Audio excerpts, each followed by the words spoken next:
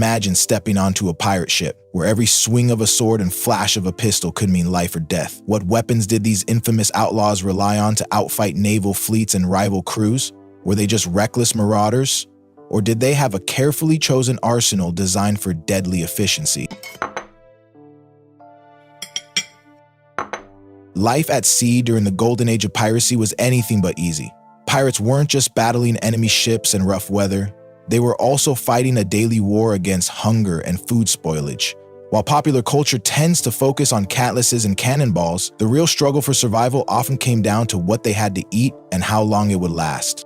Out on the open ocean, access to fresh food was almost non-existent. Voyages could last for months without a single stop on land, and without proper preservation methods, food would rot quickly in the humid, salty environment.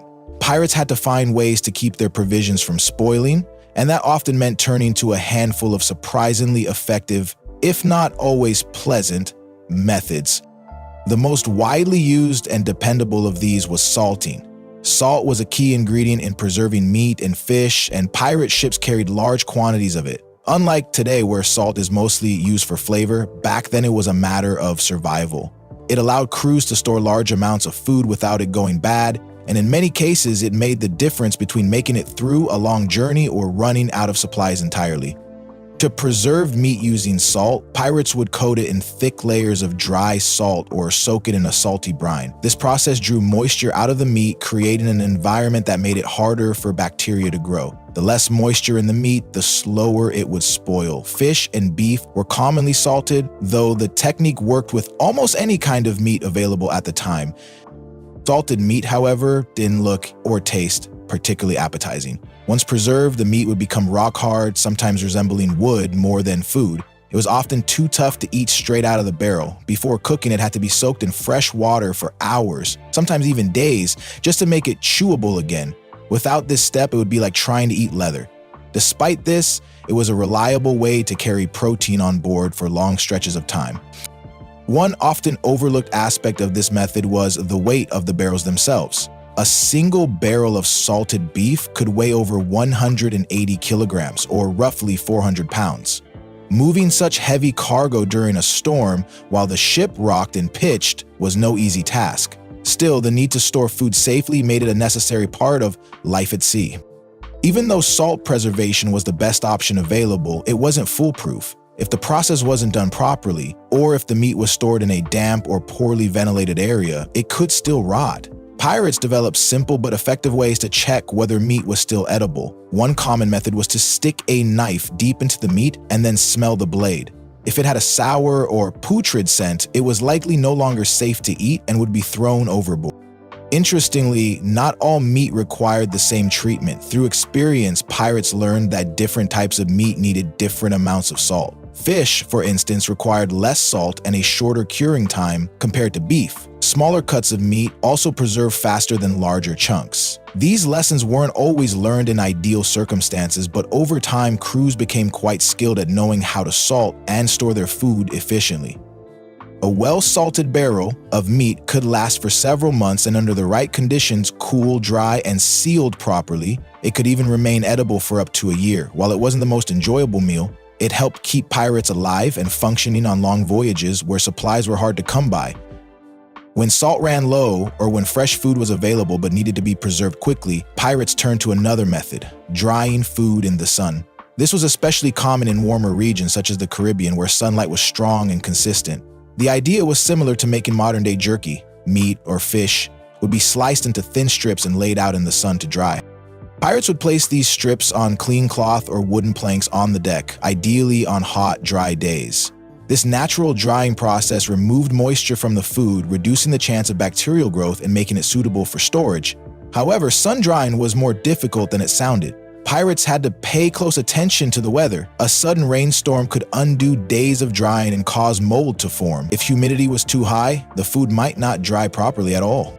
Because of this, pirates learned to read the weather with impressive accuracy. Some even set up makeshift covers that could be quickly thrown over the drying racks if dark clouds appeared.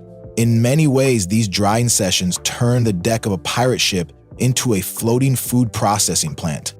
Wildlife posed another challenge. Seagulls and other birds would often try to steal the meat while it was drying. As a result, pirates sometimes had to post lookouts just to guard their food from hungry pests. Despite these issues, sun-drying was a valuable technique, especially because it didn't rely on supplies like salt or vinegar. One of the more creative adaptations involved using the ship's own rigging to hang meat strips. By suspending the food high in the ropes, pirates could take advantage of both sun and wind to speed up the drying process. It also kept the food out of reach from deck-bound animals and made better use of limited space on board. However, it did give the ship a somewhat strange appearance, like it was flying dozens of odd flags. The success of sun-drying depended heavily on conditions. In perfect weather, around 80% of the food might dry properly, but in damp or rainy conditions, that number could drop sharply. To avoid losing entire batches to bad weather, pirates often dried smaller quantities more frequently. This reduced the risk of spoilage and made the process more manageable. One significant advantage of dried food was its weight. As moisture was removed, the food became much lighter and easier to store. 100 pounds of fresh meat might reduce to just 20 pounds after drying, while still retaining most of its nutritional value. On a crowded ship where space was at a premium, this mattered a great deal. Drying food in the sun wasn't exclusive to pirates. Of course, many indigenous communities throughout the Caribbean and the Americas had been using this method for centuries. Pirates often picked up techniques by observing or trading with local populations. In fact, some crews began to experiment with different combinations of drying and salting based on what they saw working in native settlements. This blend of knowledge from different cultures made pirate food preservation surprisingly diverse and innovative. Well, the meals produced by these methods weren't particularly enjoyable. They kept the crew alive and moving. Preserving food was an essential part of life at sea, and pirates became adept at using every method available to them. Whether through barrels of salted beef, drying racks strung across the rigging, or careful planning based on the weather, these seafarers found practical ways to survive in some of the harshest conditions imaginable. And while they might be remembered for their battles and buried treasure, it's worth remembering that many of their greatest victories were won not with swords, but with salt and sunlight. When it came to fresh food, pirates faced one of their biggest challenges. Fresh meat, fruits, and vegetables spoil quickly without refrigeration, which obviously wasn't an option at sea. Yet, having some fresh provisions was essential not just for nourishment, but for preventing diseases like scurvy, which was a common and deadly problem during long voyages. To tackle this, pirates often tried to resupply whenever they could. This meant frequent stops on islands or coastal areas where they could hunt, gather, or trade for fresh food. The Caribbean, for instance, was a popular region because of its abundance of small islands and friendly or neutral ports. Pirates would take advantage of these stops to stock up on fresh fish, fruits, vegetables, and even livestock. Fresh fish was a major part of their diet when available. Being at sea, fishing was a natural way to supplement their rations. Pirates used whatever equipment they had, lines, nets, and spears, to catch fish from the surrounding waters. Fish had the advantage of being plentiful and relatively easy to catch, especially near coastal areas or shallow reefs. However, fresh fish was also highly perishable. Without preservation, it would spoil in just a day or two. Pirates sometimes tried to cook fish immediately after catching it, but this was only possible if weather conditions allowed. Otherwise, they had to resort to salting or drying the fish to extend its shelf life. In some cases, pirates would gut and clean the fish on the spot before preserving it to improve its quality and reduce the risk of spoilage. Hunting was another source of fresh meat. On islands, pirates hunted wild animals such as pigs, goats, and birds. Sometimes they even captured livestock from local farms or settlements. These fresh meat supplies were a welcome change from the usual salted provisions and provided much-needed variety in the diet. Fruits and vegetables were vital for their nutritional value, particularly because they helped prevent scurvy. Pirates understood, at least to some extent, the importance of eating foods rich in vitamin C, though they might not have known the scientific reasons behind it. Tropical fruits such as citrus, pineapples, and bananas were highly prized, along with leafy greens and root vegetables that could be found or grown on some islands. Growing vegetables on board was generally not an option due to space limitations and the harsh sea environment. However, some pirate ships try to keep small gardens in barrels or pots during longer stays on land, especially in calmer harbors. These gardens were rare and modest, but they did provide fresh greens when possible. Pirates also made use of trading networks to obtain fresh provisions. Coastal communities and traders often exchanged supplies with pirates, either willingly or under duress. This allowed pirates to restock on fresh bread, cheese, butter, and other foods that didn't travel well but were easier to carry than fresh produce. Bread was a staple for many sailors, including pirates. Hardtack, a simple biscuit made from flour, water, and salt, was common. It was extremely durable, but notoriously bland and hard. Hardtack could last for months if kept dry and free from pests. Pirates often soaked it in water, soup, or rum to soften it before eating. Although not fresh, hardtack provided essential carbohydrates and calories. Despite all these efforts to keep fresh food on board, spoilage remained a constant threat.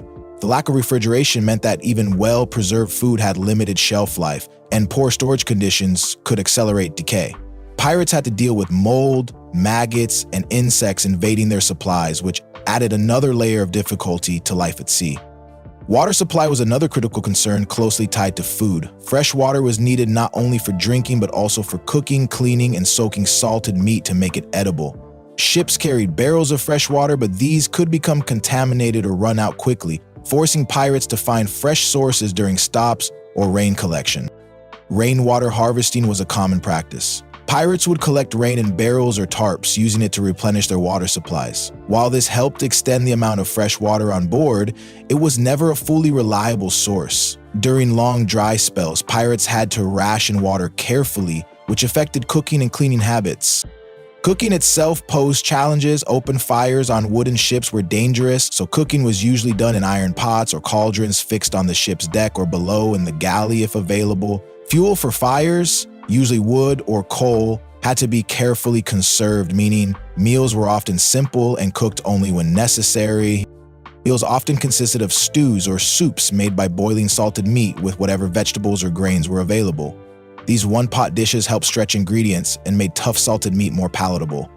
Pirates also ate fresh fish grilled over small fires or cooked in the same stews. Pirates understood the importance of variety in their diet, not just for enjoyment, but for health. Even though salted meat, hardtack, and dried fish formed the bulk of their rations, they sought fresh food whenever possible. The ability to catch fresh fish or hunt animals during stops was highly valued and could boost morale significantly. A less well-known fact is that some pirates also used spices to improve the taste of their otherwise bland meals. Spices such as pepper, cloves, and cinnamon were prized commodities. Pirates sometimes acquired them through trade or raids and added them to their cooking. This not only enhanced flavor, but also had the side benefit of masking the taste of older or less fresh food. Alcohol, especially rum, played an important role in pirate diets as well. It was consumed regularly, partly because the fermentation process killed many harmful microbes, making it safer than water in some cases. Rum was also used in cooking and sometimes in food preservation, mixed with spices or sugar to create syrups and marinades.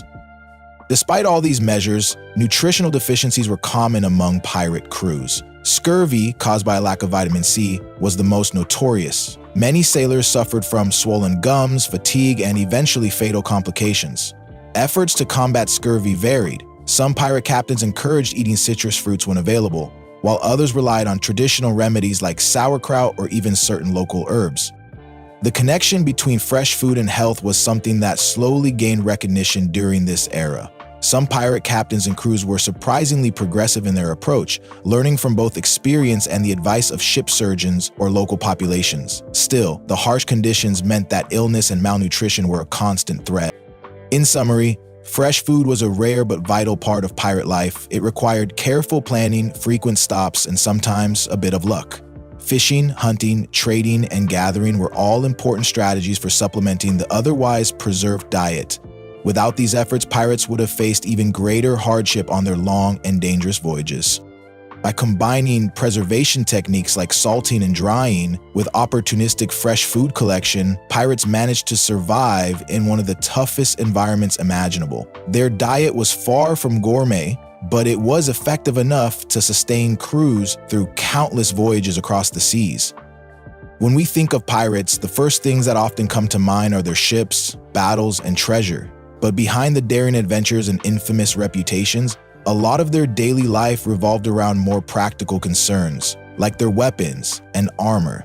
Understanding what pirates carried into battle and how they protected themselves reveals much about their tactics, the era they sailed in, and the challenges they faced. Pirate weapons were diverse and reflected both the available technology and the specific needs of piracy. Unlike naval fleets, which often relied on large cannons and heavily armed ships, pirates typically operated smaller vessels with fewer resources. This made personal weapons crucial, as many fights came down to close-quarters combat, boarding enemy ships, defending their own, or intimidating targets into surrender. One of the most iconic pirate weapons was the cutlass. This short, broad sword with a curved blade was ideal for shipboard fighting. Its design allowed for powerful slashing motions in tight spaces where longer swords or pikes would be unwieldy. The cutlass was favored for its balance between effectiveness and ease of use. It could be used both in attack and defense, and its relatively short length made it perfect for swinging in cramped quarters like narrow decks or below decks. Cutlasses were often made from iron or steel and sometimes decorated, but practicality usually trumped aesthetics among pirates. Many weapons were acquired through plunder, so quality varied widely. Some cutlasses were sturdy and well-made, while others were crude or heavily worn. Pirates prized swords they could rely on in combat, so maintenance, like regular sharpening and cleaning, was vital. Beyond the cutlass, pirates carried a variety of other weapons. Flintlock pistols were common, especially in the early 18th century when pirate activity peaked. These single-shot firearms were powerful but slow to reload, meaning pirates often carried multiple pistols to fire several shots before needing to reload. Pistols were useful for the initial stages of boarding or ambush, allowing a quick burst of firepower to intimidate or injure foes. However, flintlock pistols had limitations. They were unreliable in wet conditions and required careful maintenance. Pirates also had to be skilled in their use, as aiming was difficult in chaotic fights. Despite these challenges, the pistol's portability and firepower made them a popular choice. In addition to pistols and swords, pirates sometimes used daggers, knives, and boarding axes. Daggers were useful as secondary weapons for close combat or as tools. Boarding axes served a dual purpose. They could be used to fight, but also to cut through ropes or rigging during boarding actions. Some pirates favored the axe for its brutal effectiveness and versatility. Other firearms, like muskets or blunderbusses, were occasionally carried, though less commonly. Muskets were longer and more cumbersome, making them less practical on the confined decks of ships. The blunderbuss, a short, wide-barreled firearm that spread shot over a wide area, was useful at close range but also heavy and awkward. Pirates also employed improvised weapons. Anything sharp, heavy, or throwable could become a weapon in the heat of battle. Belaying pins, wooden or metal rods used to secure ropes were often wielded as clubs. Even heavy tools or bottles might be used to strike opponents if no other weapon was at hand. The effectiveness of pirate weaponry depended not just on the weapons themselves, but on the skill and tactics of the crew. Pirates generally relied on surprise and speed. Their weaponry was tailored to swift boarding actions, where overwhelming an enemy quickly was key. Fighting with cutlasses, pistols, and axes in tight quarters suited these tactics perfectly. Armor among pirates was much less common than one might expect. Unlike knights or soldiers who wore heavy plate armor, pirates tended to avoid cumbersome protective gear. The confined space and need for agility on ships meant heavy armor was more a hindrance than a help. Some pirates did wear light armor pieces like leather vests, padded jackets, or occasionally metal breastplates. These offered some protection without greatly restricting movement. However, most relied on agility, quick reflexes, and the cover provided by ship structures rather than on armor. Helmets were also rare among pirates. A helmet could protect the head but was heavy and made hearing and vision more difficult, which were crucial in chaotic combat. Instead, many pirates favored wide-brimmed hats or bandanas, which offered little protection but were practical and part of their distinctive look. In close combat, pirates counted on their fighting skills, teamwork, and the intimidation factor of their weapons and reputation. The sight of multiple cutlass-wielding men charging in close formation was often enough to cause enemy crews to surrender without much resistance. Pirates were also known to carry and use grenades, particularly in the late 17th and early 18th centuries. These early grenades were typically hollow iron balls filled with gunpowder and fitted with a fuse. Though primitive and dangerous to use, they were effective for causing chaos and fear during boarding actions or when defending ships. Despite their rough-and-ready image, pirate weapons were often well cared for. Weapons needed to be maintained constantly to stay effective. Salt water and humidity caused metal to rust quickly, and dull blades or faulty pistols could be deadly liabilities in battle. Pirates understood this and usually assigned crew members the task of cleaning, oiling, and repairing weapons.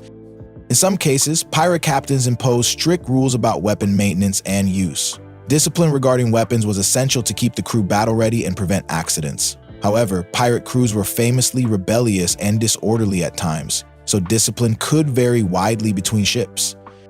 Pirate tactics with weapons were as important as the weapons themselves. Pirates often use intimidation and psychological warfare. The fearsome appearance of a band of armed men combined with aggressive posturing and reputation for brutality helped pirates gain the upper hand before a fight even began. They preferred to avoid prolonged battles and tried to overwhelm enemies quickly with a combination of musket or pistol fire, followed by boarding with cutlasses and axes. Surprise was key. Ambushes or attacks at dawn or dusk were common. Once on board, fighting was brutal and chaotic, relying on close combat skills. The choice of weapons reflected the need for mobility and versatility. Pirates had to move quickly around the ship, often climbing rigging or fighting below decks in cramped spaces. Heavy or unwieldy weapons were impractical, so lighter arms that could be used with one hand were preferred. The weapons were also symbols of status among pirates. A well-crafted cutlass or a pair of pistols could mark a pirate as a respected fighter or leader. Some captains or officers carried more elaborate or finely decorated weapons, not only for practical use, but also to show their rank. Pirates sometimes traded or stole weapons during raids to improve their arsenals. A captured ship might yield muskets, pistols, or swords that were then distributed among the crew. However, pirates typically avoided carrying excessive or heavy weapons that would slow them down or require too much upkeep.